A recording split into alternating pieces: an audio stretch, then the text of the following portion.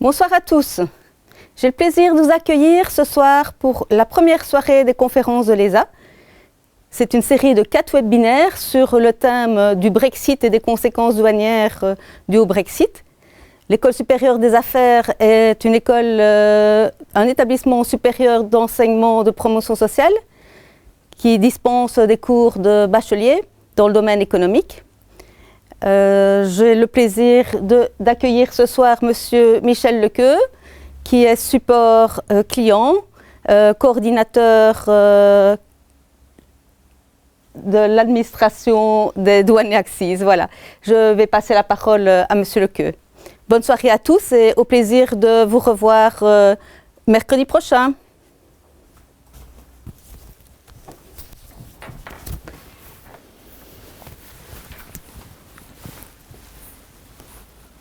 Voilà, bonjour à toutes, bonjour à tous.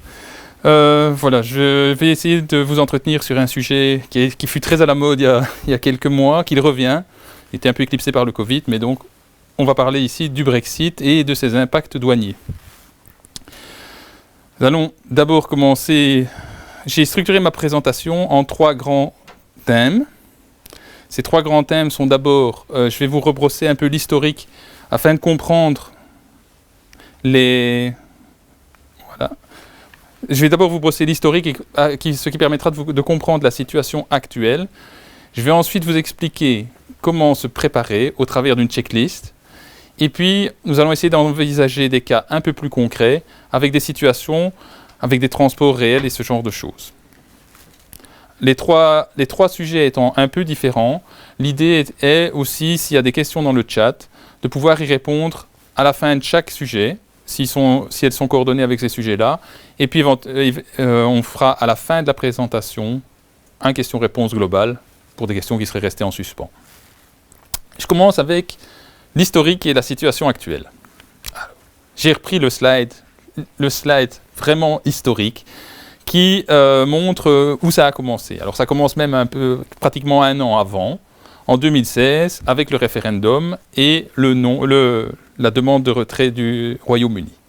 Mais officiellement, la notification du Royaume-Uni arrivera le 29 mars 2017 et c'est elle qui va commencer à fixer les dates pour les échéances du Brexit. Le 29 mars 2017, on va rentrer dans une période de 2 ans de négociation et on va fixer une première date de sortie du Royaume-Uni qui est le 29 mars 2019. Dans cette période de 2 ans est prévue des négociations et on a déjà prévu aussi par la suite d'avoir à la fin une période de transition. Ça, c'est le processus prévu au départ. Et ce processus prévu au départ, donc je réexplique vraiment l'historique, ce processus prévu au départ va bien se comporter. Qu'est-ce qui se passe ? En novembre 2018, certes avec un peu de retard, on a un accord de retrait. Ce premier accord de retrait, c'est un accord entre le gouvernement du Royaume-Uni et l'Union européenne. Qu'est-ce qu'il inclut ? Il inclut déjà une période de transition, jusque fin 2020, et il inclut 3 thèmes principaux. Les 3 thèmes, globalement cet accord de retrait, c'est le contrat de divorce. Qu'est-ce qu'il inclut ? Le coût du divorce. Le coût du divorce, on va avoir globalement un coût à 43 milliards. Ça dépend de différents facteurs, ce n'est pas un montant exact, mais globalement, on est sur cet aspect-là. On a un deuxième point qui est réglé, qui est le droit des expatriés. Là aussi, il y a un accord réel. Et enfin, il y a le point qui va poser éternellement problème, qui est celui de la frontière irlandaise. Qu'est-ce qui est validé dans cet accord de retrait ? Cet accord de retrait valide un backstop. Alors, je réexplique quand même le backstop parce que c'est important pour la suite. Le backstop, on a toujours le problème de l'Irlande du Nord. On ne peut pas avoir de frontière entre l'Irlande du Nord et la République d'Irlande. Globalement, qu'est-ce qu'on imagine ? On imagine un système où l'Irlande du Nord va continuer à appliquer les règles de l'Union européenne, mais où l'ensemble du Royaume-Uni va rester dans une union douanière avec l'Union européenne, et ceci pour une période indéterminée. Globalement, ce point-là ne passera jamais, et cet accord de retrait, avec la photo qu'on a mis et les félicitations de Jean-Pierre Juncker pour Theresa May, Jean-Claude Juncker, pardon, pour Theresa May, cet accord sera rejeté 3 fois par le Parlement du Royaume-Uni. qu'est-ce qui va se passer? Le chrono va tourner. Il va tourner jusqu'au 29 mars. Et le 29 mars, nous n'aurons pas d'accord. L'Union européenne, de commun accord avec le Royaume-Uni, va décider un premier report jusqu'au 11 avril. Un report très court, on parle d'une quinzaine de jours. À nouveau, tout le système va se stresser, on va espérer signer quelque chose pour le 11 avril, et évidemment, il ne va rien se passer. Et le 11 avril, on va passer vers un report beaucoup plus important, un report jusqu'au 31 octobre. Dans ce calendrier, que va-t-il à nouveau se passer? On va avoir un changement d'acteur. Theresa May va mettre sa tête dans la balance pour pouvoir faire passer son accord de retrait.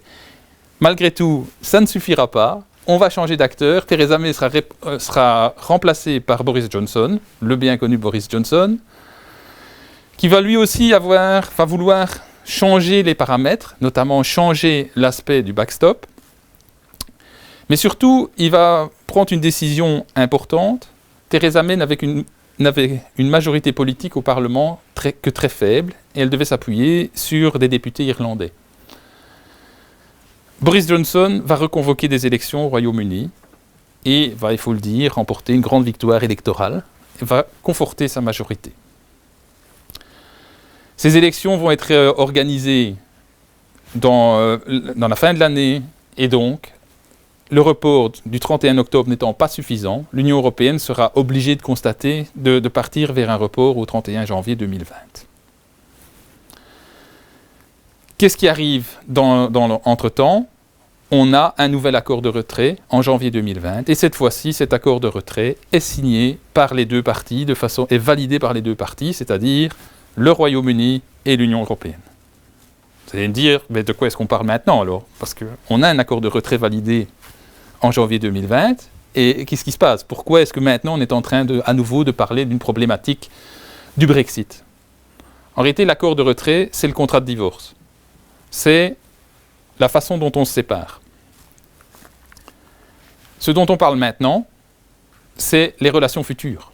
Quelles seront nos relations futures? Comment ça va se passer? Qu'allons-nous établir comme relations futures? Et là, on reparle d'un accord. Que va-t-on avoir comme accord? Plusieurs pierres d'achoppement sont actuellement sur la table. Ce sont toujours les mêmes. Ces 3 points-là reviennent depuis 9 mois. Les positions n'ont que très peu bougé.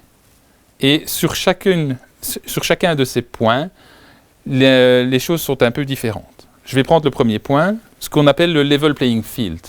Le level playing field, c'est pas de concurrence déloyale juste aux portes de l'Union européenne. Pour expliquer ce point-là le plus clairement possible, dans le cadre d'un accord de libre-échange, on veut éviter d'avoir un concurrent déloyal juste aux portes de l'Union européenne, sachant que le Royaume-Uni est aussi une puissance économique relativement importante. Qu'est-ce qu'on imagine comme concurrence déloyale? Par exemple, on pourrait avoir des règles moins strictes en termes d'environnement qui permettent aux entreprises de produire à un meilleur prix de revient. On pourrait avoir des lois du travail qui sont un peu plus laxistes et qui permettent d'avoir des coûts salariaux inférieurs et qui permettent également d'envahir le marché européen avec des produits qui finalement, à nouveau, se retrouvent avec un prix de revient inférieur. Enfin, on peut avoir des aides d'État ciblées sur certains secteurs et qui permettent à ces secteurs de survivre artificiellement au Royaume-Uni, mais qui permettent aussi de couler certains secteurs dans l'Union européenne. Ce point-là n'a jamais été réellement résolu, l'Union européenne voulant pouvoir faire marche arrière dans les accords en cas de divergence des règles au Royaume-Uni par rapport à celles qui sont en vigueur actuellement dans l'Union européenne. En réalité, pouvoir faire marche arrière sur les accords s'il y a divergence entre les deux systèmes régulatoires. Le deuxième grand point qui pose problème, c'est le problème de la gouvernance. Qu'est-ce qui se passe en cas de différend? Quelle est la cour d'arbitrage en cas de différend? Et quel est le rôle de la Cour de justice européenne, sachant que le Royaume-Uni a toujours refusé le rôle de la Cour de justice européenne. Enfin, le troisième point est un drapeau rouge des deux côtés. C'est un point anecdotique au niveau économique, la pêche. Mais la pêche, pour l'Union européenne, c'est un secteur qui est en grand danger s'ils ne peuvent plus aller pêcher dans les eaux territoriales du Royaume-Uni, même si c'est un secteur marginal au point de vue économique. Pour le Royaume-Uni, la problématique est différente. La pêche, c'est l'emblème de le Brexit, c'est nous sommes maîtres chez nous, nous récupérons le contrôle de nos eaux territoriales. Mais aussi dans le schéma général du Brexit. Et donc, le Royaume-Uni ne veut pas faire de concessions sur l'accès à ces eaux territoriales au niveau de la pêche. Et il y a des difficultés aussi à faire des concessions du côté de l'Union européenne.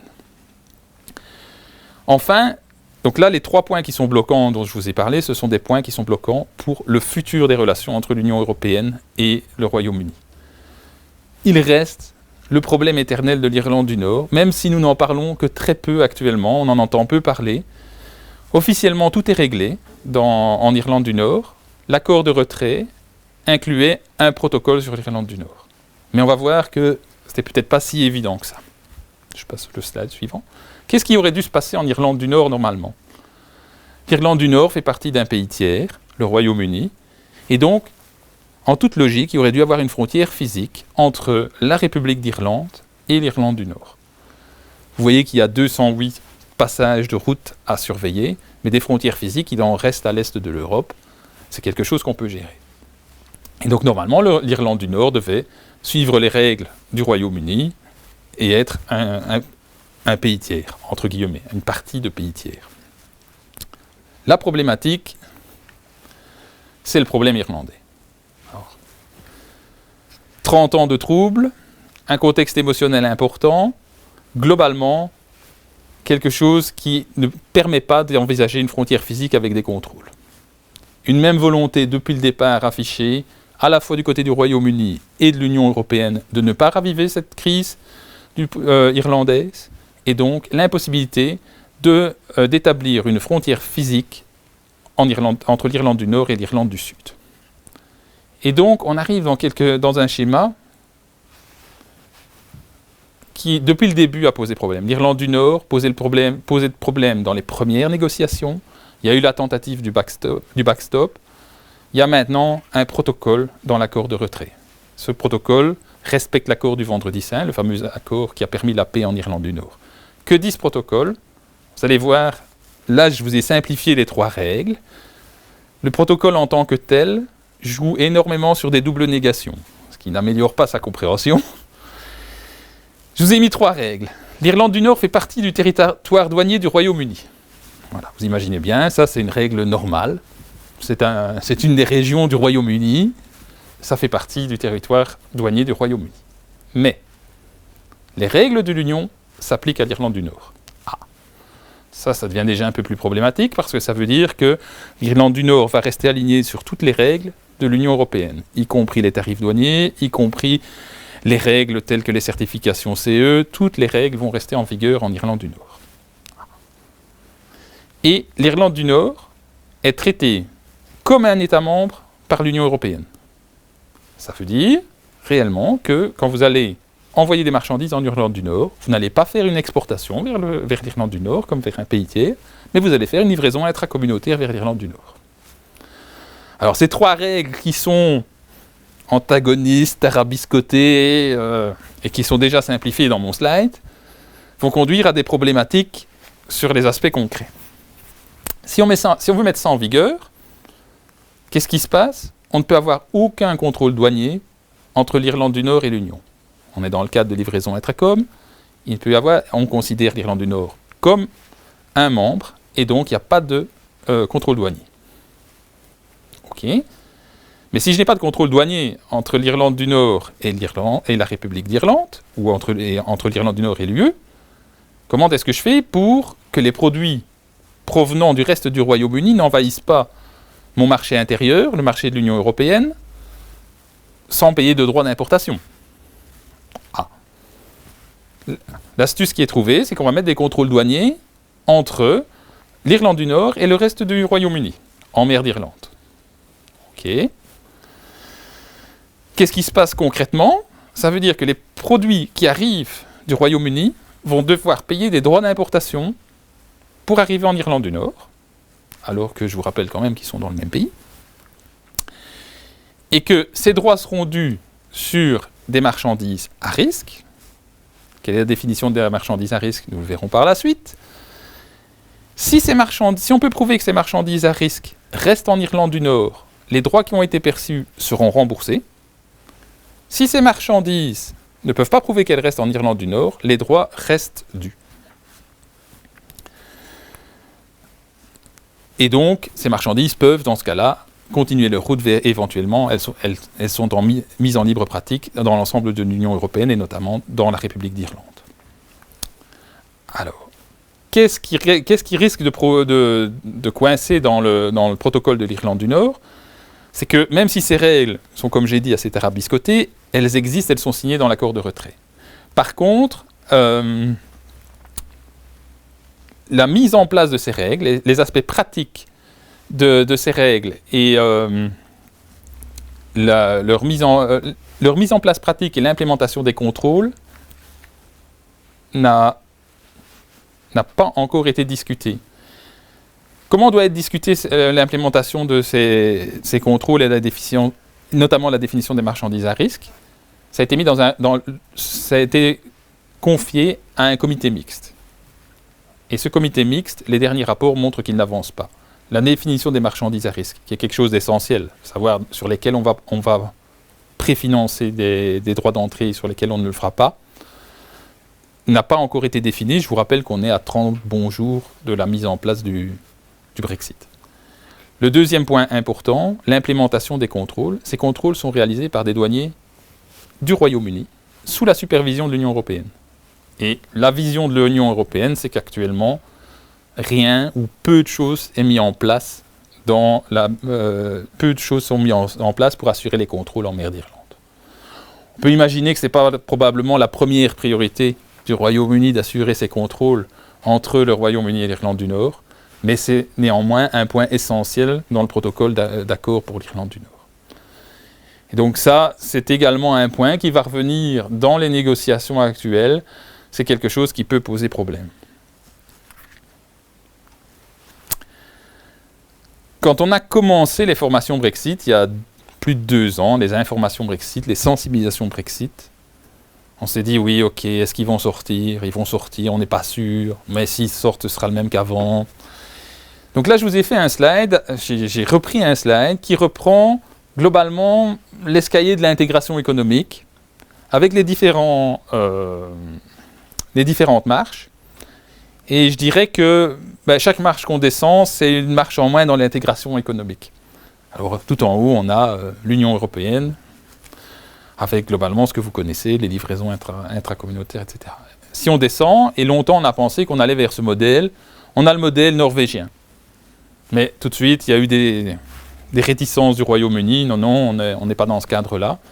Il faut savoir que dès qu'on descend un escalier, il y a des formalités douanières. Donc le premier escalier qu'il fallait descendre, c'était de se dire, est-ce qu'on reste ou est-ce qu'on sort de l'Union européenne? Très vite, on a vu qu'ils allaient sortir. Mais on a très vite aussi vu qu'on allait descendre le reste des escaliers. Et maintenant, dans le cadre des négociations, les négociations actuellement portent sur quoi? Soit nous aurons un accord de libre-échange type Canada, type Corée du Sud, soit nous n'aurons rien du tout, et on sera dans le cadre des relations de l'OMC. Et donc, oubliez tout ce que vous avez entendu sur ils vont sortir mais pas vraiment, ils vont sortir mais il va y avoir une solution. Tout ça, actuellement, on peut déjà clairement vous dire que les 2 solutions qui restent sur la table sont rien du tout ou un accord de libre-échange comme avec le Canada. On a beaucoup entendu aussi parmi les PME, parmi toute une série de choses, mais qu'est-ce qui va se passer au niveau de ce que je vais devoir faire pour des importations ou des exportations vers le Royaume-Uni? Est-ce qu'il va y avoir des procédures simplifiées, des choses différentes, etc. Je suis au regret de vous annoncer que ce qui va se passer, c'est la même chose qu'avec tous les pays tiers, c'est-à-dire une déclaration en douane de type DAU, comme si vous exportiez vers n'importe quel pays tiers. Qu'est-ce qu'une déclaration en douane type un DAU? Alors, globalement, pour les gens qui connaissent la douane, c'est évident, mais j'ai quand même voulu vous montrer un peu le formulaire, même si ce n'était plus un formulaire papier, tout ça est digitalisé, bien évidemment. La déclaration en douane, le DAU, c'est une bonne 50aine de cases que vous devrez remplir pour pouvoir alimenter, une 50aine de cases que vous devrez remplir pour alimenter votre déclaration en douane. Évidemment, ça peut être fait par quelqu'un d'autre, mais vous devrez quand même lui fournir ces données pour qu'il soit capable de remplir cette déclaration en douane. Qu'est-ce qu'il y a là-dedans? La description des marchandises, leur quantité, quels sont les documents d'accompagnement, Quelle est la valeur des biens, ce qui va permettre de servir de base au calcul de l'imposition? Quel régime douanier je demande? Tout ça, globalement, c'est vers ça que vous devez vous préparer à aller. Voilà, je vous ai brossé très rapidement l'historique pour vous montrer qu'à 30 jours de la fin de la période de transition, on ne sait pas où on va, mais globalement, on se retrouvera dans deux situations qui sont relativement inconfortables. Je ne sais pas si Pierre a des questions ou des choses qui n'ont pas été claires. Je vais donc poursuivre sur comment se préparer pour la suite et pour le Brexit qui arrive, comme je vous l'ai dit, dans une bonne trentaine de jours. Alors, c'est un slide qui reprend la préparation de la douane. Comment se préparer? On va commencer par nous. Comment la douane s'est préparée? Deux grandes parties. La première partie, c'est comment la douane s'est préparée elle-même. La première chose, c'était de tester nos systèmes informatiques. Parce que c'est quoi le Brexit pour la douane? Très simple, c'est 14% de déclaration d'importation en plus et 47% de déclaration d'exportation en plus. Si on fait une moyenne grosso modo, vous avez 30% de déclaration en plus. Donc du jour au lendemain, nos systèmes informatiques doivent prendre 30% de déclaration en plus.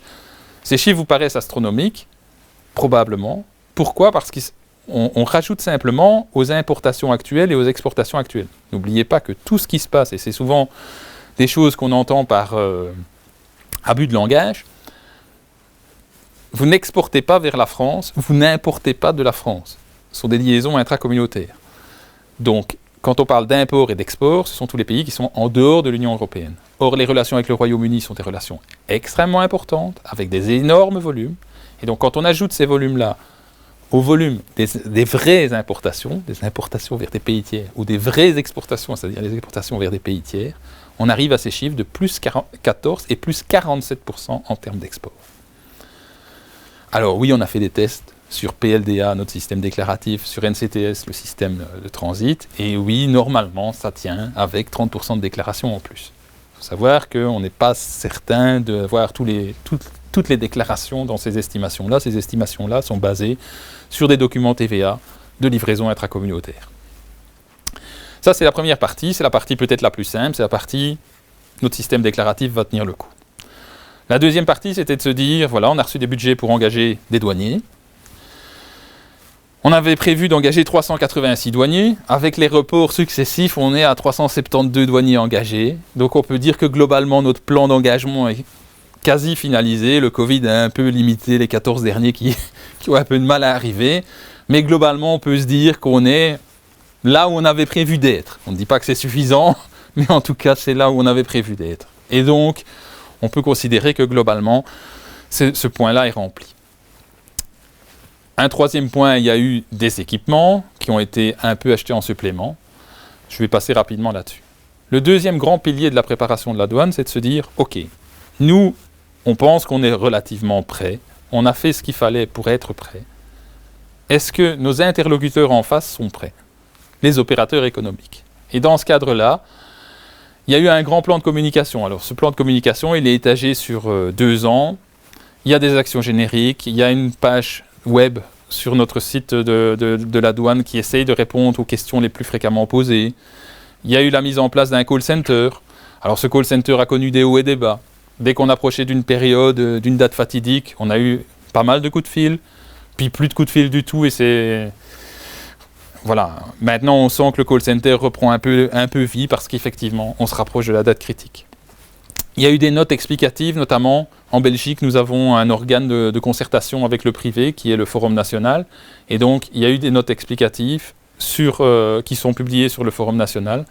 Je pense que c'est intéressant pour les entreprises d'aller consulter cette note. C'est une petite note de 8 pages. Donc c'est assez, je ne vais pas dire généraliste, mais ça permet sur des sujets spécifiques d'avoir la façon dont ça devrait se passer de par la vision de la douane. Enfin, on a essayé de contacter les entreprises, le business. C'est un peu aussi dans ce cadre-là qu'on est là aujourd'hui. C'est essayer de vous attirer votre attention sur les points critiques. Vous dire que le Brexit va arriver dans 31 jours. Alors, effectivement, on a toujours un rôle un peu délicat parce qu'on a déjà crié au loup 3 fois. On a crié au loup pour le 29 mars, c'est pas arrivé. J'avais des entreprises, moi, parmi mes contacts, qui avaient spécialement planifié un entretien d'entreprise et leur entreprise à l'arrêt pour ne pas avoir à faire des livraisons la nuit du 29 mars ou en tout cas dans cette semaine-là. Donc déjà le report du 11 avril, ça leur plaisait pas. Et puis on a eu le report au 31 octobre et puis on a eu le report au 31 janvier, sachant qu'en plus derrière ça, il y a eu la période de transition et qu'on a dit il n'y a rien qui se passe avant le 31 décembre 2020. Mais là, on est le 1er ou le 2 décembre, on est le 2 décembre 2020 et donc vous êtes à 30 jours de la date fatidique. Très proche. Est-ce que cette date peut être reportée ? Nos sources officielles, on n'a rien entendu. Maintenant, comme vous l'avez vu, les 3 dates précédentes de report étaient aussi des dates coulées dans le bronze. Voilà. Est-ce que le politique va sortir un lapin de son chapeau ? Maintenant, je pense quand même que c'est peu probable, mais on ne sait jamais. Ça, c'est pour expliquer la préparation de la douane. Alors, pour une entreprise qui n'y connaît rien en douane, il y a quand même toute une série de sujets à garder à l'esprit.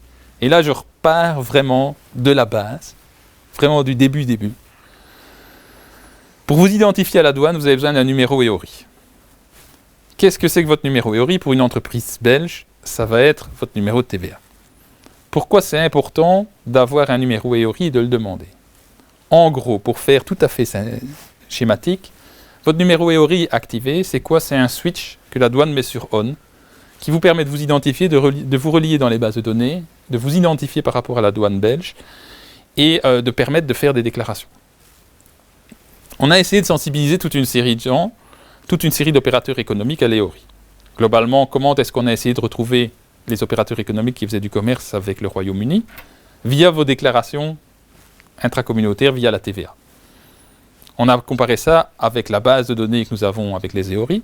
Pour vous donner des ordres de grandeur, il y avait globalement 40 000 entreprises qui font du commerce avec le Royaume-Uni. C'est pas rien. Parmi ces 40 000, il y en a 15 000 qui avaient déjà un EORI et qui font du commerce international. Donc celles-là, a priori, nous posent un peu moins de problèmes. Elles ont déjà eu des contacts avec la douane, elles savent ce que c'est que faire une exportation ou une importation. Il nous en reste 25 000. Parmi les 25 000,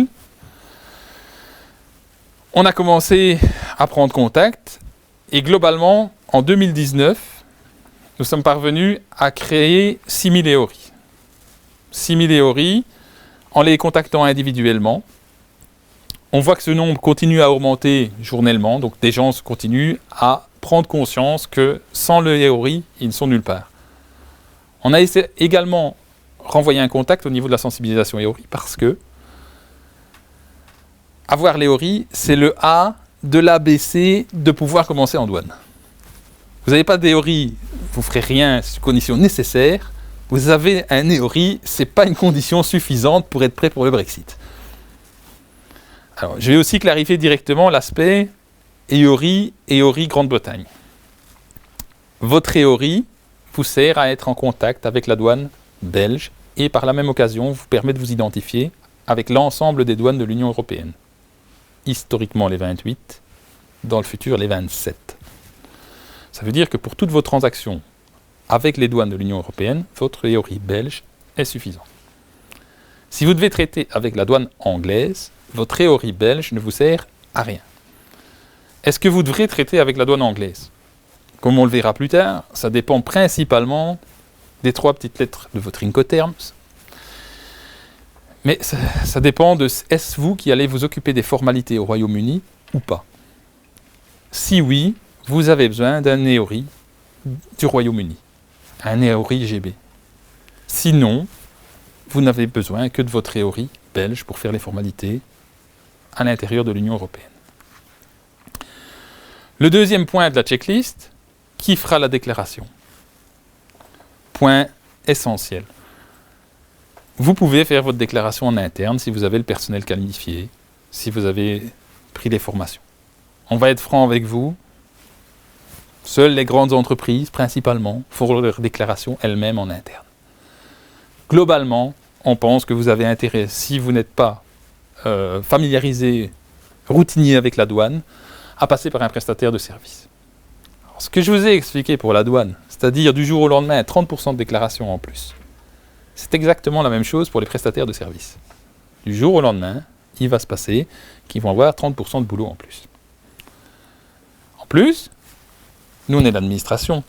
Globalement, quand on a engagé des douaniers il y a 1 an, 2 ans, ben voilà, on avait du retard dans nos engagements, on les a occupés.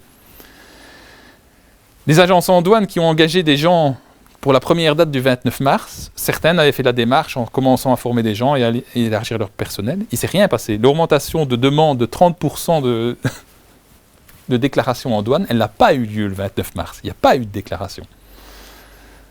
Il y a eu une deuxième échéance, 11 jours plus tard, on ne va pas en parler. Il y a eu à nouveau une échéance où on a dit il est urgent d'avoir des capacités de déclaration en douane pour fin octobre. Ça n'a pas eu lieu. Et maintenant, on est à la vraie échéance probablement. Est-ce que le secteur des agences en douane s'est développé pour pouvoir absorber un choc de 30% de capacité? C'est difficile à dire, mais on n'en est pas sûr. Et donc mon conseil est clairement, prenez contact avant votre première livraison ou avant votre première importation ou exportation avec une agence en douane, ou en tout cas, ayez une idée claire de comment vous allez fonctionner le 1er janvier. Est-ce que c'est votre transporteur qui assure aussi la déclaration en douane parce qu'il fait aussi ce service-là? Est-ce que vous avez contacté une agence en douane? Est-ce que vous avez une idée de ce qu'elle va vous demander? Est-ce que vous avez une idée de dans quel délai elle saura répondre à votre demande pour faire une déclaration en douane? Je pense que c'est essentiel d'avoir les idées claires là-dessus. Il vous reste 30 jours, c'est pas beaucoup, mais ça vous permet quand même d'être plutôt sur le haut de la liste, plutôt que celui qui arrive le 5 janvier et qui a besoin d'une déclaration en douane pour le 6. Voilà. Si le problème se pose de notre côté, imaginez ce qui se passe de l'autre côté, au Royaume-Uni. Je vous ai mis, c'est un article du Financial Times, c'est le titre d'un article du Financial Times qui date d'un bon mois et qui explique que probablement le monde des agences en douane au Royaume-Uni n'est pas prêt non plus. Donc à nouveau, vous avez une relation avec quelqu'un au Royaume-Uni, essayez de vous assurer aussi que la gestion des formalités de l'autre côté de la frontière, si ce n'est pas vous qui devez vous en charger, et j'espère que ce n'est pas vous qui devez vous en charger, les formalités avec le Royaume-Uni sont aussi bien prises en charge par quelqu'un de l'autre côté. Je vous ai mis, vous aurez les slides en PDF, vous avez là un lien, il y a pas mal dans ma présentation de liens internet, le lien qui est là vous renvoie vers la liste des agences en douane en Belgique. Donc c'est une liste qui est fermée, entre guillemets, c'est une autorisation, l'ensemble des agences en douane est listé là, vous pouvez donc les consulter. Étant un service public, on ne peut pas vous en conseiller une plutôt qu'une autre. Vous avez donc la liste de toutes les agences en douane reconnues, représentants en douane. Je passe au point suivant, les Incoterms. 3 petites lettres, pas grand-chose. Dans le cadre d'une relation, d'une livraison intracommunautaire, normalement on ne les utilise pas. Certains les utilisent simplement pour l'aspect de ce qu'elles représentent. Mais en général, elles n'ont pas d'importance dans les livraisons intracommunautaires, ou peu d'importance dans les livraisons intracommunautaires. Ici, vos livraisons avec le Royaume-Uni deviennent des livraisons internationales, et les Incoterms que vous avez fixés vont impacter de façon très importante la façon dont qui va faire les déclarations, qui est responsable de quoi. Quel est le bon Incoterm? C'est très difficile à déterminer. Il y en a en tout cas 2 qui sont délicats, on va dire. Le premier que je n'ai pas mis là, c'est l'Exworks. Alors l'Exworks paraît sympa, même s'il n'existe plus réellement en tant que tel dans les nouveaux Incoterms. Il paraît sympa parce que vous vous occupez de rien. Donc votre client vient chercher la marchandise chez vous, il fait tout, ça paraît sympa, mais ça veut dire aussi que vous ne vous occupez pas de votre déclaration en douane d'exportation. Or, comme le Royaume-Uni est devenu un pays tiers, les règles pour la TVA ont changé. Vous n'êtes plus dans le cadre d'une livraison intracom, et donc pour la preuve d'exportation, vous avez besoin de la déclaration d'exportation validée par le bureau de sortie. Et donc si ce n'est pas vous qui gérez la déclaration en douane, si votre client est quelqu'un de sérieux et que vous récupérez toujours une copie de la déclaration en douane validée, ok. Mais dans d'autres cas, vous ne maîtrisez pas cet aspect-là. Et les pénalités sur l'aspect TVA peuvent être très très importantes. Le deuxième point qui est très très délicat, c'est à l'opposé. vous allez complètement à l'autre bout des Incoterms et vous êtes en DDP. En clair, vous en tant que vendeur, je prends toujours l'exemple, vous êtes exportateur vers le Royaume-Uni, vous en tant que vendeur devez vous occuper de tout. Vous êtes responsable des déclarations d'export, du transport, et vous êtes responsable aussi, de l'autre côté, des déclarations d'importation au Royaume-Uni. Ça veut dire que c'est vous qui allez devoir être enregistré au Royaume-Uni pour communiquer avec la douane anglaise. Et donc c'est un Incoterm très défavorable, qui va vous coûter de l'argent en termes de formalité au Royaume-Uni. Vous pourrez normalement vous faire représenter au Royaume-Uni. Néanmoins, là aussi on a quelques doutes sur l'aspect qu'il y aura suffisamment de capacité à représenter l'ensemble des entreprises qui souhaitent. Voilà, c'est quelque chose à éviter autant que possible. Alors, ce n'est pas toujours possible d'éviter, parce que parfois vous êtes un petit producteur qui a une relation avec un grand magasin au Royaume-Uni, avec Tesco, avec ce genre d'acteurs. Et ce genre d'acteur a en général décidé de nier le Brexit et de dire, moi, mes fournisseurs, j'exige qu'ils soient en DDP. Voilà, parfois c'est impossible de contourner cet aspect, mais on doit quand même attirer votre attention là-dessus. Je pense que Pierre, dans une des prochaines séances, va beaucoup insister sur les Incoterms, donc voilà. Je vais vous citer aussi une anecdote, parce que parfois, il y a des gens qui sont créatifs là-dessus. Il y a des gens qui ont accepté le DDP il y a 2 ans, en disant à leurs clients anglais, « Ok, je ne suis pas en DDP, mais je vais accepter le DDP, mais je facture 12% de plus à partir d'aujourd'hui. » Ces gens-là ont une vision très opportuniste. Ils ont touché 12% tout de suite, ils n'ont pas fait une déclaration jusque dans 30 jours, et ben voilà, ils avaient chiffré que 12% c'était ce que ça leur coûterait de faire des déclarations. Donc là, ils ont eu 2 ans de free lunch. Voilà, c'est un exemple qui a été cité par POSC, parce que quand je citais qu'il fallait éviter le DDP, POSC m'a recadré en me disant « Ah, pas toujours, il y a moyen de faire de l'argent là-dessus. » Voilà, mais je pense que dans le cadre de PME, si vous pouvez éviter le DDP, c'est mieux. Alors, on passe au poste suivant, la connaissance de votre poste tarifaire. Dans la déclaration en douane, comme vous l'avez vu, on vous demande de dire ce que vous transportez. Qu'est-ce que vous allez exporter ou importer. Si vous avez des relations internationales et que vous exportez déjà ailleurs, vous connaissez forcément votre code marchandise. Si vous n'avez jamais exporté, jamais importé, vous ne savez peut-être pas ce que c'est que le code marchandise, vous ne savez peut-être pas comment identifier vos marchandises. Alors, votre représentant en douane peut en général vous aider. En cas de doute, en cas de complexité, il existe une procédure qui est le renseignement tarifaire contraignant. Mais le renseignement tarifaire contraignant, c'est quelque chose de lourd, c'est quelque chose qui est certifiant. Ce n'est pas adapté à une PME qui ne connaît pas son code. C'est adapté, on cite souvent l'exemple du drone qui est à la fois un jouet et un appareil photo. Le petit drone qui fait des photos aériennes, est-ce qu'on classe ça dans l'appareil photo, dans le jouet ou dans le drone ? Sachant que dans le drone, on a plutôt les drones militaires, les gros... Voilà. Est-ce que c'est encore un jouet ? Est-ce que c'est plutôt... Voilà. C'est un exemple qui vous donne de ce que s'occupent les renseignements tarifaires contraignants. Bon, je pense qu'en général, c'est pas là que vous finirez et que plutôt un peu de connaissance et votre représentant en douane peut normalement vous aider à identifier votre poste tarifaire si vous ne le connaissez pas. Alors souvent, les PME et les gens qui n'ont aucun contact avec la douane se posent la question, ok, ça va être quoi les droits ? Qu'est-ce qu'on va payer dans un sens ou dans l'autre ? Pour le moment, on est toujours en train de discuter d'un accord de libre-échange. Donc, vous dire qu'on connaît tout, ben non, ça peut changer. Si un accord de libre-échange, il sert à quoi ?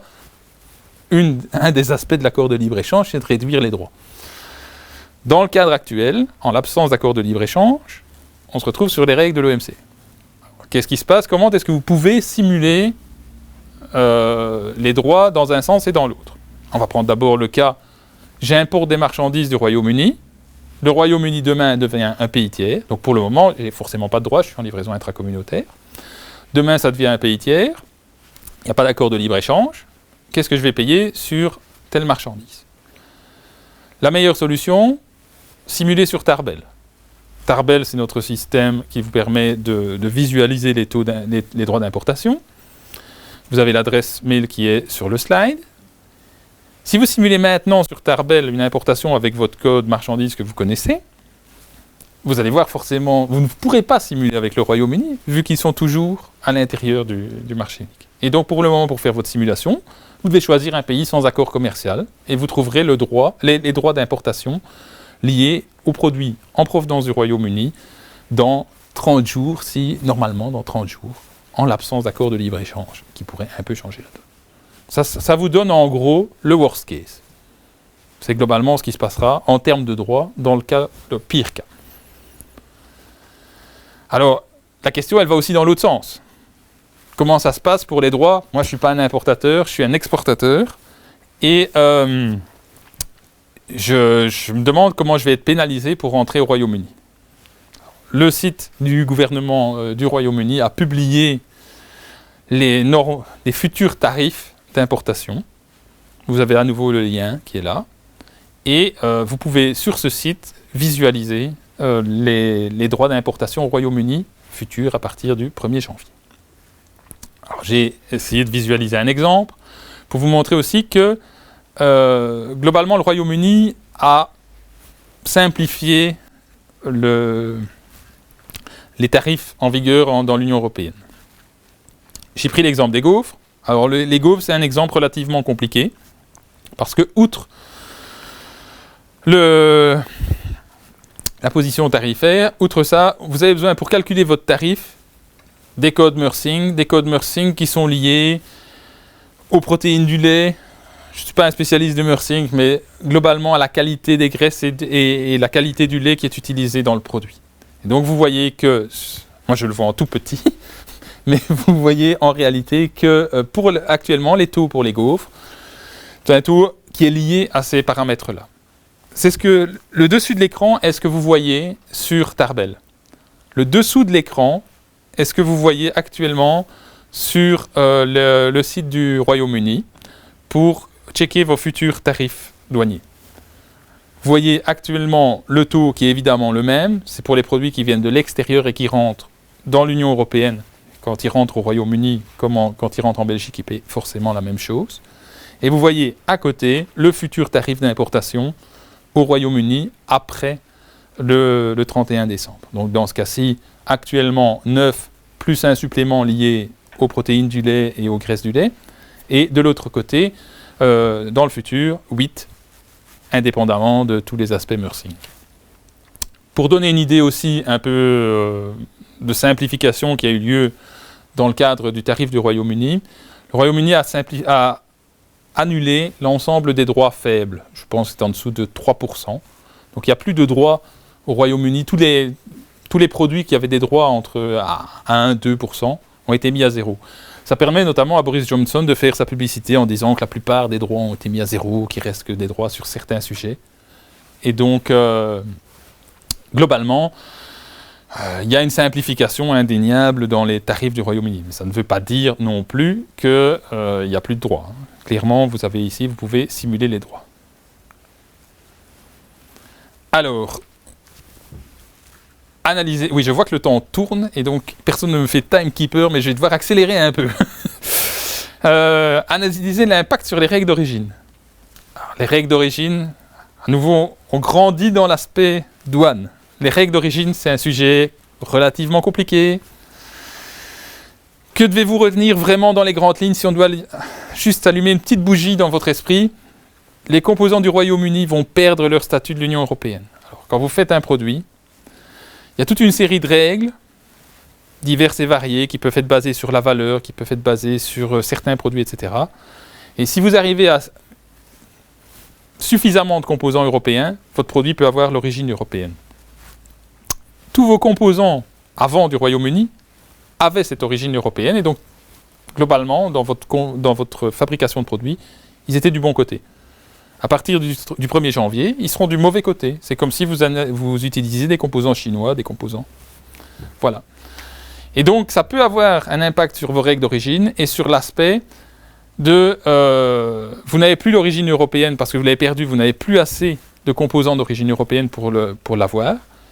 Ça impacte les taux que vous aurez dans le cadre d'accords de libre-échange de l'Union européenne avec d'autres partenaires. Cette règle s'applique à différents étages. Vous avez un fournisseur allemand qui utilisait des composants anglais. Voilà, il peut perdre son origine européenne. Et voilà, vous n'en êtes pas nécessairement au courant directement. L'origine préférentielle de l'Union européenne a-t-elle un intérêt dans le cadre de mes exportations vers le Royaume-Uni? Oui, s'il y a un accord de libre-échange. Dans quelle mesure? Ça dépend de l'ampleur de l'accord de libre-échange. Non, s'il n'y a pas d'accord de libre-échange. S'il n'y a pas d'accord de libre-échange, vous n'avez pas d'intérêt à votre origine préférentielle UE. On arrive quand même à la fin du deuxième sujet. Globalement, les autorisations douanières pour limiter l'impact. Alors on en met en évidence une, parce qu'elle est simple, elle est facile, elle ne demande pas de garantie bancaire, pas de garantie. Le lieu agréé de chargement. Le lieu agréé de chargement, alors je ne vais pas revenir, on fait le détail un peu plus tard, c'est un processus d'export. Mais globalement, à un moment, vous devez présenter vos marchandises à la douane. Logiquement, vous devez les présenter dans un bureau d'exportation. Le lieu agréé de chargement, c'est un peu la douane qui se déplace au lieu de vos marchandises. C'est-à-dire que vous faites votre déclaration en douane, et puis votre camion est prêt, vous avez un lieu agréé de chargement, il attend.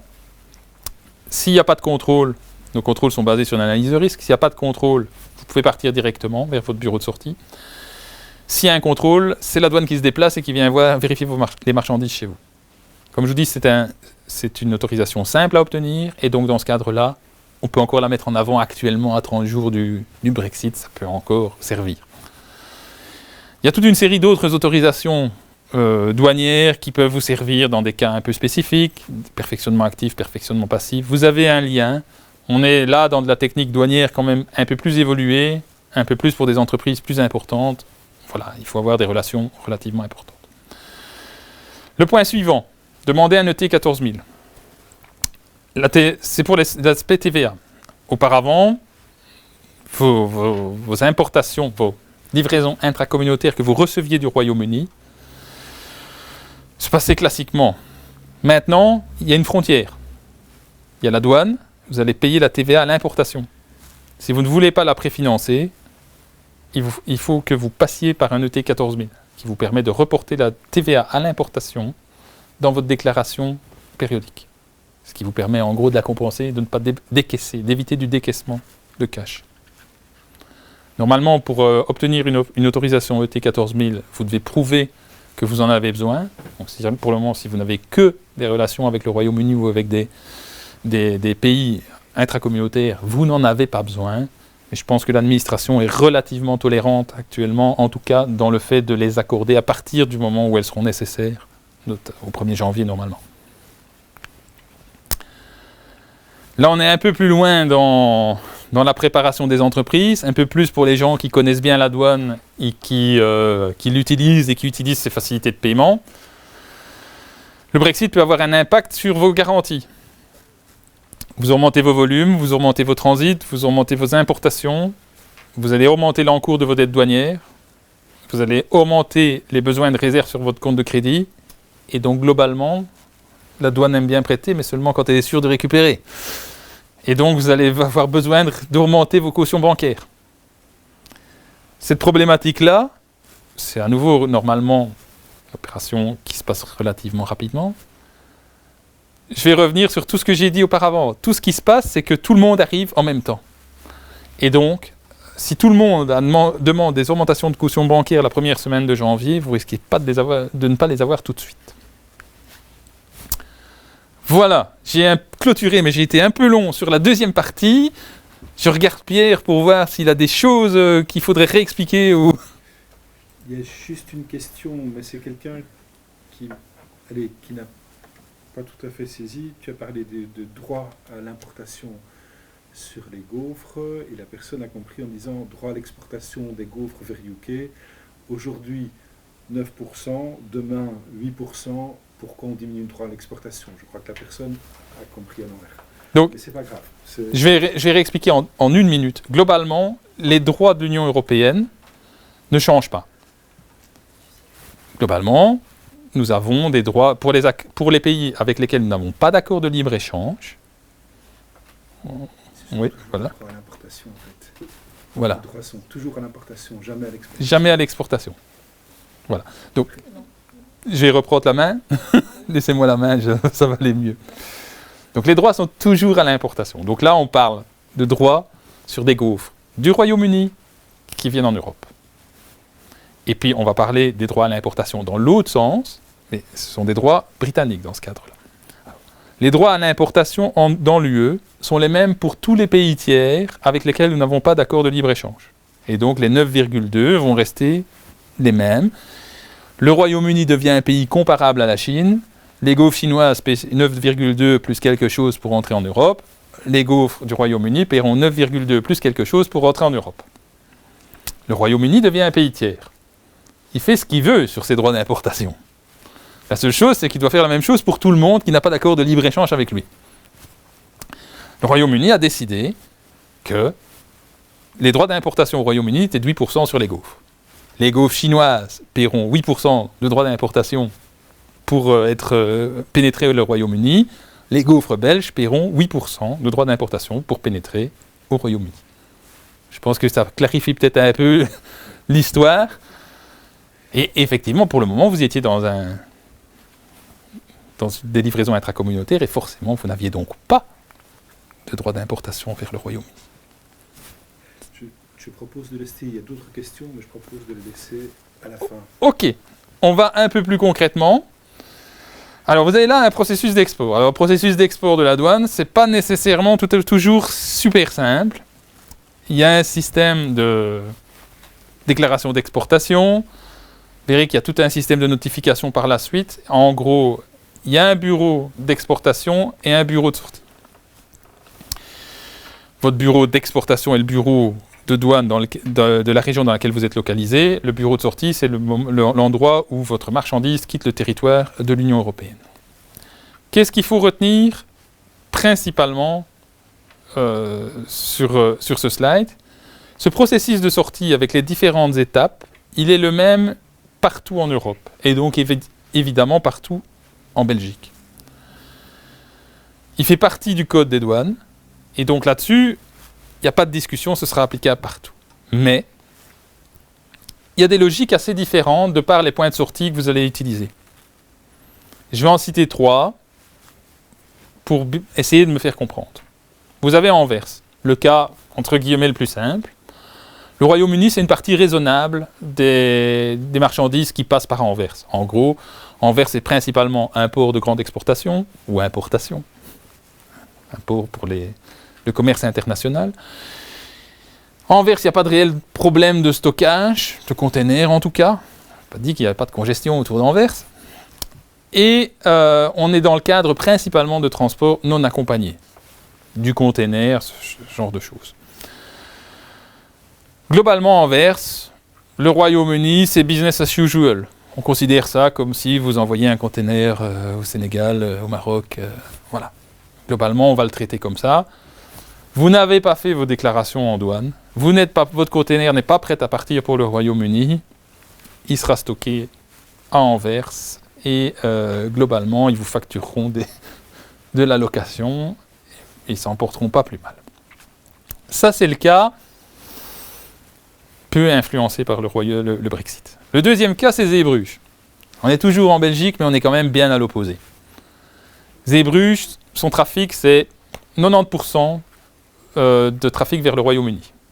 Zeebrugge connaît historiquement pas vraiment les formalités douanières. On est toujours dans le cadre du transport non accompagné, c'est-à-dire que ce sont des remorques qui traversent, mais le tracteur et le chauffeur ne traversent pas. Donc on est souvent dans du camion, on est dans du ro-ro, mais du ro-ro non accompagné. Donc en réalité, la remorque est chargée sur le ferry, et puis elle est déchargée sur le ferry, mais on ne décharge pas la remorque. On a un risque important de congestion, et on a mis en place un modèle Eric Seaport, très rapidement. Le modèle Eric Seaport, ça veut dire quoi? Ça veut dire que vous devez combiner votre réservation. Donc d'abord, vous faites une réservation de votre place sur le ferry. Ensuite, vous faites vos formalités douanières. Puis, vous mettez ensemble les deux dans le système Eric Seaport du port de Zeebrugge. Au moment où il y a une réservation et la preuve d'une déclaration douanière, vous avez une lampe verte. Cette lampe verte va vous permettre d'avoir accès aux installations portuaires de Zeebrugge. Tant que vous n'avez pas la lampe verte, vous ne pourrez pas pénétrer sur les installations portuaires de Zeebrugge. Pourquoi ? Pour éviter la congestion. Bien retenir ce schéma, donc il y a une opération en plus à faire d'association. Alors, vous avez des liens qui vous permettent de voir comment ça se passe. Le troisième cas, c'est la France. Alors la France, on est dans un schéma assez différent. On est dans le cadre d'un transport accompagné. Qu'est-ce qu'un transport accompagné ? Le camion passe avec sa remorque, son tracteur et le chauffeur. Dans ce cadre-là, le système est assez différent, même si, comme je vous l'ai dit, le principe de départ est identique. Le schéma est différent. À ce moment-là, on va associer la déclaration douanière avec la plaque minéralogique. Et on va avoir une détection automatique de la plaque minéralogique qui va dire « Ok, c'est OK, il y a bien une concordance avec une déclaration douanière, il n'y a pas de contrôle, le feu est vert, vous pouvez passer. » Ou bien, il n'y a pas cette concordance, ou bien, il y a une demande de contrôle, et on va vous mettre sur le côté. Vous verrez que les douanes françaises ont manifestement plus d'argent pour le marketing que nous. Il y a toute une série de petits films qui sont bien faits et qui expliquent, suivant qui vous êtes, qu'est-ce que vous devez faire dans le cadre de la douane intelligente, c'est comme ça qu'ils l'ont appelé, en France. Alors, quelque chose d'important, c'est que dans vos relations avec le Royaume-Uni, avant, ces flux étaient toujours extrêmement fluides. On parlait de, quand il y a quelques minutes de retard, c'était déjà une catastrophe. Dans le cadre de relations d'import-export, il peut toujours avoir un contrôle douanier. Et un contrôle douanier, même un contrôle douanier qui se passe bien, j'ai mis un temps nécessaire de 2 à 3 heures, c'est un contrôle douanier qui se passe bien, je pense. Donc, vous avez cette incertitude d'être sélectionné et de devoir subir un contrôle douanier. Alors, qu'est-ce qui se passe du côté du Royaume-Uni ? Vous avez là le schéma du Royaume-Uni pour importer des marchandises au Royaume-Uni. Donc, bien comprendre pour les gens qui n'ont jamais traité avec la douane. Quand j'envoie des marchandises au Royaume-Uni, il y a 2 types de formalités. En Europe, j'exporte. Je suis en relation avec la douane européenne, la douane belge. C'est tout ce que j'ai expliqué auparavant. Mais quand j'arrive au Royaume-Uni, j'importe. Et je suis en contact avec la douane anglaise. Et donc ici, on explique comment faire les formalités, comment initier les formalités au Royaume-Uni. Vous devez avoir un EORI de Grande-Bretagne et vous devez faire un pré-lodge, ce qu'ils appellent un pré-lodge. C'est-à-dire qu'avant de partir, il doit avoir un pré-enregistrement de l'importation dans le système anglais. C'est ce que je voulais principalement appuyer là-dessus. Alors, dernière chose sur comment ça se passe du côté du Royaume-Uni. Et ça a créé beaucoup de confusion. Le Royaume-Uni est parti sur 3 dates différentes et a un peu phasé son démarrage, le Brexit. Au 1er janvier 2021, il y a des formalités qui sont allégées à l'import. Pas de formalités sûreté et sécurité, il se repose sur les formalités de l'Union, sur la confiance de l'Union européenne, en tout cas à l'importation. Pour les biens standards, la possibilité de déclarer de façon complète jusque 6 mois après que les marchandises soient arrivées. Vous devez faire une pré-notification, mais après cette pré-notification, vous avez 6 mois pour compléter votre déclaration en douane. Et le paiement des droits ne se fera qu'au moment où la déclaration complète a été encodée. Ces 6 mois sont roulants, c'est-à-dire que le 29 juin, vous avez toujours 6 mois pour encoder votre déclaration en douane. Ça a mis dans l'esprit des Anglais qu'au 1er janvier, il n'y avait pas grand-chose qui changeait. Alors, bien comprendre que cet aspect-là ne s'applique qu'aux douanes anglaises. Les douanes européennes appliquent le code douanier au 1er janvier intégralement. La deuxième date, à partir duquel ça devient un peu plus strict, notamment, donc je reviens quand même, à partir du 1er janvier, pour tout ce qui est accises et marchandises soumises à restriction, il y a quand même des déclarations complètes, il ne faut pas rêver. Pour le 1er avril, il y a un scénario qui est déjà plus complet pour tout ce qui est végétaux et produits végétaux et animaux. Et la vraie mise en place de tous les contrôles, de toutes les déclarations à temps, etc., est au 1er juillet 2021. Comme je vous l'ai dit, tout ça a mis beaucoup de confusion sur le côté anglais qui espère toujours d'une part ou d'une autre des formalités différentes. J'ai toute une série de schémas avec beaucoup de textes, que évidemment je ne vais pas vous lire, mais qui sont intéressants, sont des schémas qui sont faits en collaboration entre la douane belge et la douane anglaise, et qui pouvaient vous permettre de façon assez concrète de voir qui fait quoi. Il y en a 3 là. Je les passe. Je devais passer encore juste 30 secondes sur le land bridge. Le problème peut être différent. Vous expédiez en Irlande. Et vous pensez, ça n'a rien à voir. Certes, il existe des liaisons directes de ferry entre le continent et l'Irlande, mais la règle générale pour le moment, c'est que les camions prennent le ferry, vont au Royaume-Uni, roulent sur les autoroutes au Royaume-Uni, reprennent le ferry, traversent et vont en Irlande. Ça ne posait aucun problème dans le cadre de livraison intracom avec un pays qui fait partie de l'Union européenne. Ça pose des problèmes dans le cadre du Royaume-Uni qui devient un pays tiers, parce que vous traversez un pays tiers. La seule solution, la bonne nouvelle, le Royaume-Uni fait partie de la convention transit, et vous pourrez utiliser le transit pour continuer à faire du land bridge. Ça devient un peu technique, je vais continuer. J'ai 3 anecdotes pour finir, pour vous montrer que il peut y avoir des difficultés. La première, les palettes. En intra-union, vous n'avez besoin que de palettes normales. Il n'y a pas la nécessité d'être ignifugé. Pas ignifugé, d'être traité thermiquement, pardon. Le Royaume-Uni devient un pays tiers. Il est signataire de la Convention internationale pour la protection des végétaux. Et donc, à partir du 1er janvier, vous avez besoin de palettes traitées thermiquement, c'est-à-dire le standard ISPM 15. Et globalement, vous n'êtes pas tout seul. Tous les gens qui exportent vers le Royaume-Uni ont besoin de palettes ISPM 15. Et tout le monde est en train d'hurler qu'il n'y a pas assez de palettes ISPM 15 pour le 1er janvier. Tout le monde espère une dérogation. Il n'est pas impossible que le Royaume-Uni tolère des palettes qui ne sont pas ISPM 15. Il est déjà à peu près certain que l'Union européenne ne laissera pas rentrer des palettes qui ne sont pas ISPM 15 parce que c'est un précédent et que ça pourrait venir de n'importe où. Le marquage CE. Tout le monde connaît le marquage CE qui a surtout les appareils électriques et ce genre de choses. Au Royaume-Uni, ce sera remplacé par le UKCA. Donc, le marquage CE, ils vont continuer à le tolérer jusqu'au 1er janvier 2022. Après, pour vendre au Royaume-Uni, vous devrez avoir un marquage UKCA. Le UKCA doit être certifié par un organisme de certification du Royaume-Uni. Et si votre certification CE maintenant a été certifiée par un organisme du Royaume-Uni, dans 30 jours, elle ne sera plus valable. Donc là, vous avez intérêt à vraiment vous dépêcher. La dernière, vous vendez des produits alimentaires préemballés. Et pour le moment, vous êtes à nouveau en intracom. À partir du 1er janvier, normalement, il devrait avoir la notion d'importateur et de food business opérateur étiqueté sur les produits alimentaires. Il y a une dérogation jusqu'au 1er octobre 2022 pour les produits distribués au UK. Mais par la suite, il faudra que vous puissiez faire apparaître sur l'emballage une adresse au Royaume-Uni.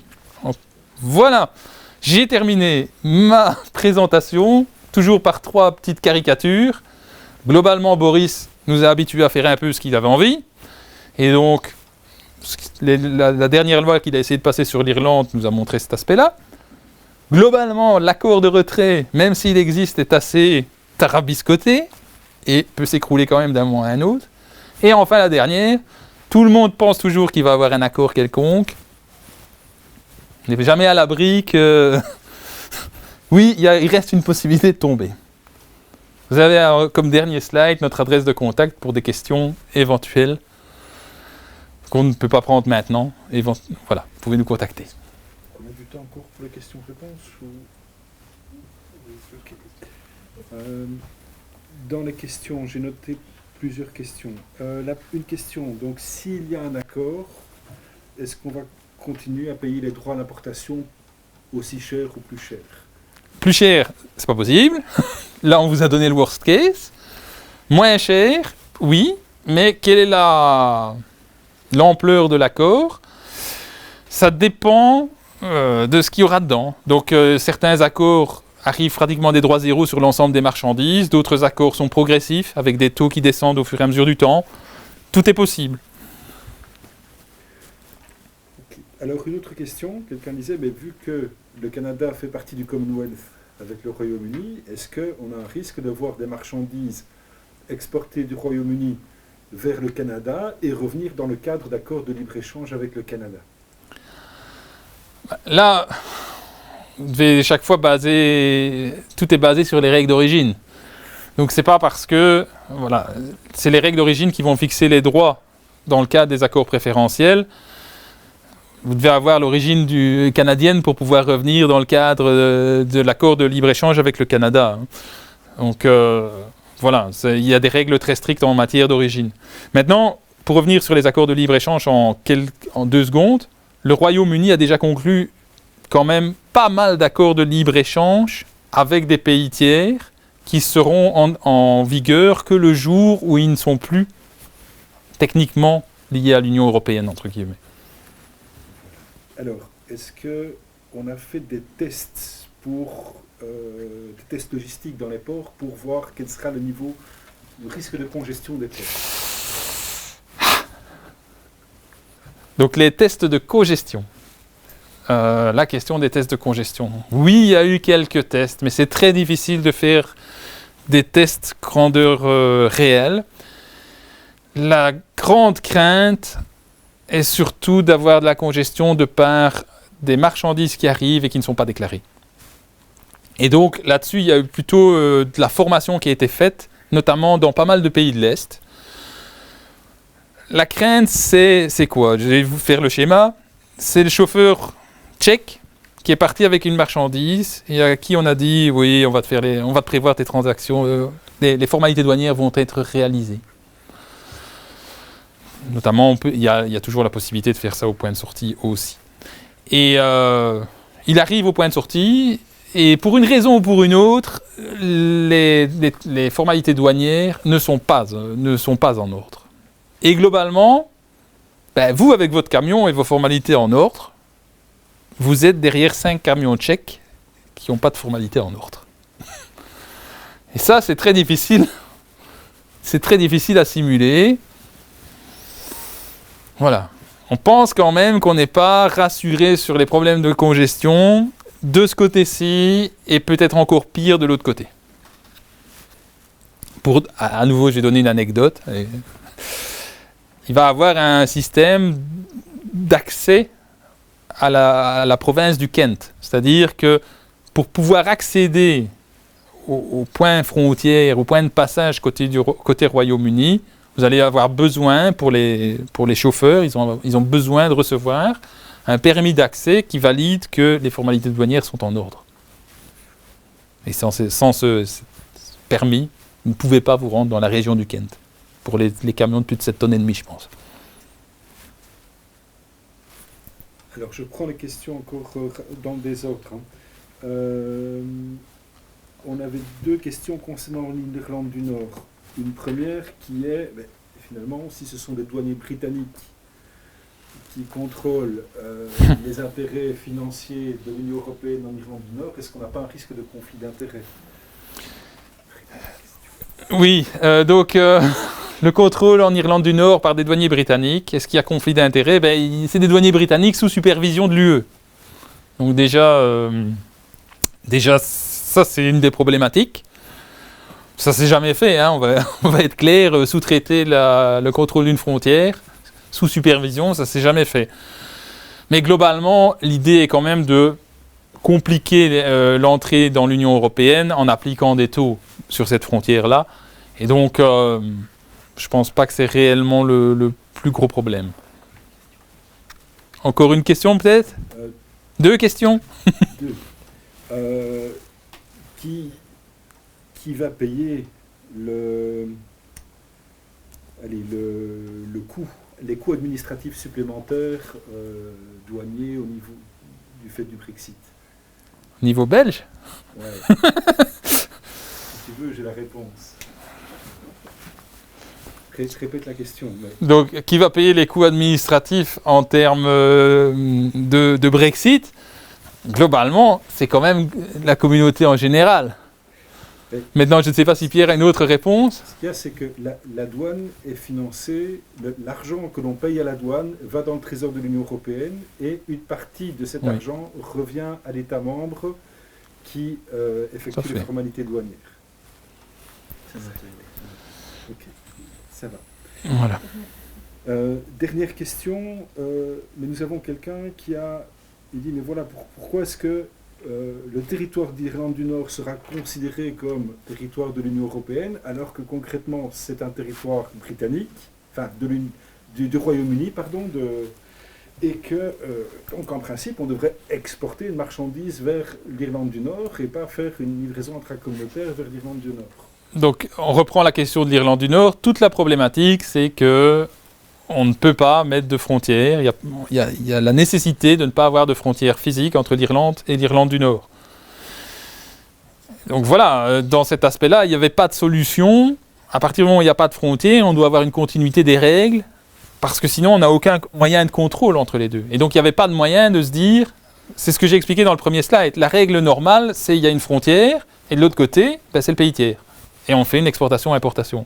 Mais pour pouvoir réaliser ça, il faut une frontière. Il n'y a pas de frontière, on a décidé de mettre la frontière ailleurs pour tout ce qui est formalité, pour tout ce qui est droit, et dans ce cadre-là, on a dû trouver des solutions. Maintenant, dans le premier accord, celui avec le backstop, l'idée c'était à terme d'avoir une frontière intelligente, c'est-à-dire une frontière qui détecte les plaques de camions, qui détecte ce genre de choses. Et dans ce cadre-là, on pouvait imaginer qu'on avait des régimes qui sont des taux qui sont différents des deux côtés de la frontière, sans avoir une vraie frontière physique. C'était une frontière technologique, entre guillemets, sachant que cette frontière technologique, elle ne pouvait être une réalité que dans une dizaine d'années, peut-être. Et encore, dans les meilleurs cas. Voilà, je ne sais pas si on conclut là.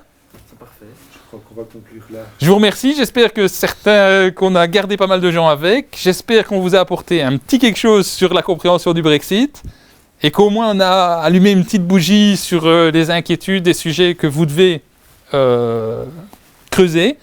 Je pense que Pierre ira beaucoup plus loin dans les sujets techniques sur les quelques petites bougies que je vous ai allumées. Il essaiera de vous mettre la lumière là-dessus. C'était pas mon premier rôle aujourd'hui. Mon premier rôle était vraiment de vous inquiéter ou de essayer de vous faire comprendre les grandes lignes. Merci beaucoup pour votre attention et voilà. À mercredi prochain avec Pierre, évidemment.